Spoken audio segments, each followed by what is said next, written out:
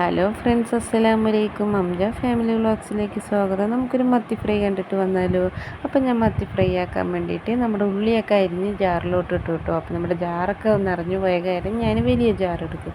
നമ്മളിന്ന് ചെറിയ ഉള്ളിക്ക് പകരം വലിയ ഉള്ളിയാണ് കേട്ടോ മസാലയൊക്കെ എടുത്തിരിക്കുന്നത്. പിന്നെ ഒരു 2 അല്ലി വെളുത്തുള്ളി, ഇഞ്ചി, പച്ചമുളക്, പിന്നെ നമ്മുടെ കരിവേപ്പില, പെരിഞ്ചീരകം, ഇതൊക്കെ നമ്മൾ ഇടണം കേട്ടോ. ഞാനപ്പോൾ അതൊക്കെ അരിഞ്ഞിട്ടാണ് ജാറിലിടണം. ശേഷം ഒന്ന് നന്നായി അരച്ചെടുക്കണം കേട്ടോ.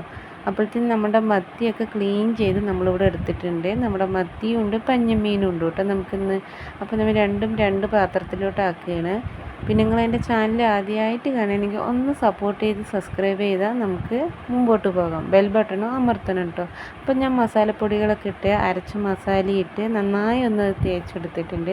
ശേഷം ഞാൻ മീൻ പൊരിച്ചും കൊണ്ടിരിക്കുകയാണ് കേട്ടോ. അത് ഫൈനലി നമ്മുടെ മത്തി പൊരിച്ചത് ഇവിടെ റെഡി ആയിട്ടുണ്ട്.